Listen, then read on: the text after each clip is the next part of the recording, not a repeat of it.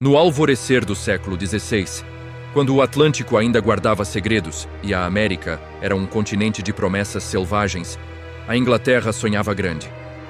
Sir Walter Raleigh, um visionário com o olhar fixo no horizonte, acalentava a ideia de plantar uma colônia inglesa nas terras virgens do Novo Mundo. Não era apenas uma questão de expansão territorial ou riqueza. Era a promessa de uma nova sociedade, um refúgio, um legado. Para liderar essa audaciosa empreitada, ele escolheu John White, um artista talentoso, cartógrafo meticuloso e, acima de tudo, um homem de família. White, com seu amor pela arte e sua devoção à filha Eleanor e à neta Virginia Dare, a primeira criança inglesa a nascer em solo americano, personificava a esperança e a humanidade que Raleigh queria infundir nesse novo mundo. A partida da Inglaterra foi um espetáculo de otimismo e apreensão. Os navios, carregados de sonhos e suprimentos, rasgavam as águas em direção ao desconhecido. A bordo, colonos de todas as classes sociais, cada um com sua própria razão para deixar para trás o velho mundo, encaravam a jornada com uma mistura de excitação e medo. John White, no convés, observava a costa inglesa sumir no horizonte, o coração apertado pela distância que começava a se impor, mas impulsionado pela visão de um futuro próspero para sua família e seu povo. Os desafios, ele sabia, seriam imensos, mas a fé na promessa de uma nova vida era ainda maior. Ao chegarem à costa americana, o local escolhido para a colônia foi a ilha de Roanoke. A princípio, o ambiente pareceu acolhedor, mas logo a realidade se impôs. A luta contra a natureza selvagem era constante. O solo, embora fértil, exigia um esforço hercúleo para ser cultivado. Os recursos eram escassos e a adaptação lenta e dolorosa. A vida em Roanoke era uma batalha diária por sobrevivência, e o otimismo inicial começou a dar lugar à exaustão e à frustração.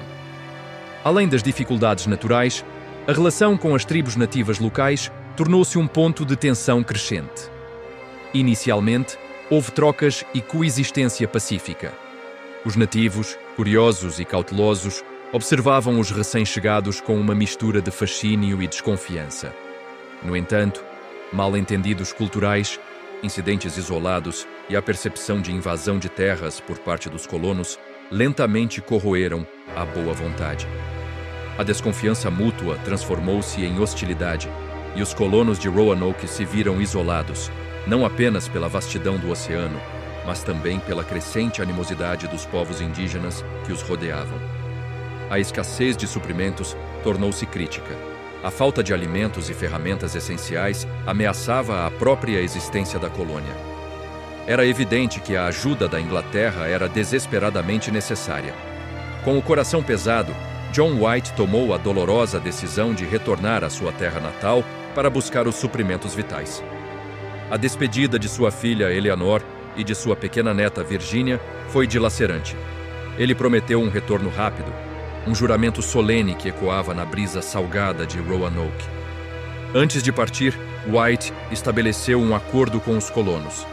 Se por algum motivo eles se movessem da ilha antes de seu retorno, deveriam deixar um sinal.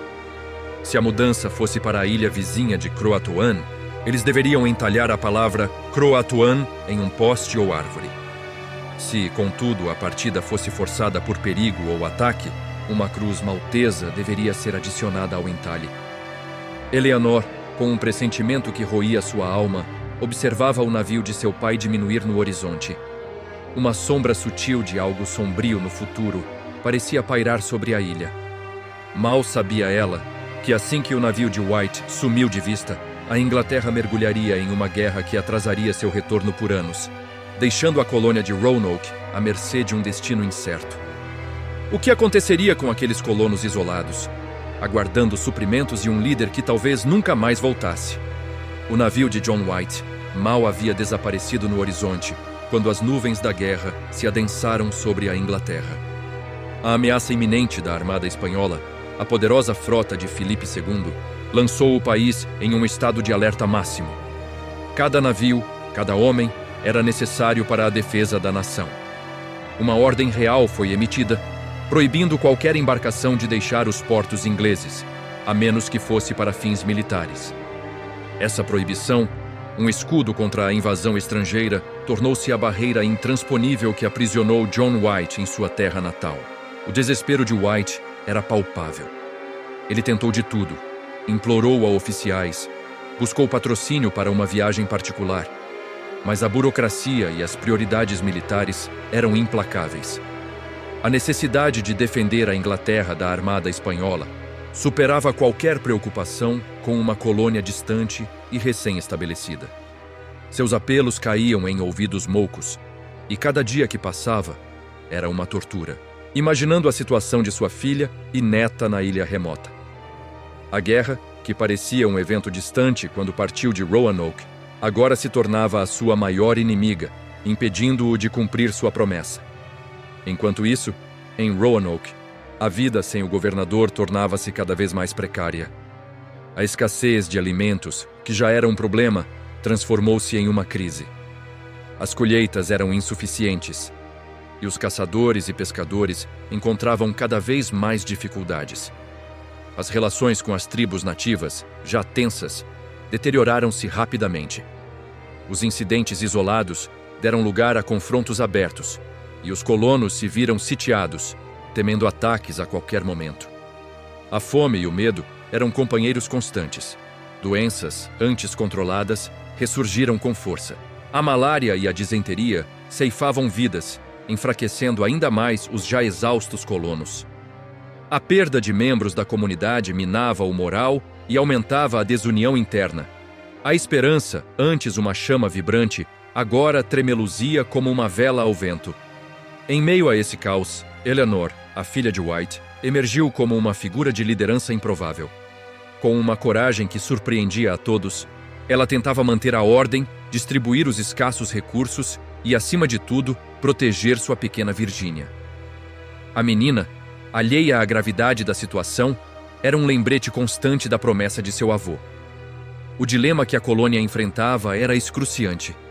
Esperar por John White, que parecia nunca mais chegar, ou tentar se mover para um lugar mais seguro, arriscando-se a ser mal interpretados por ele quando finalmente retornasse?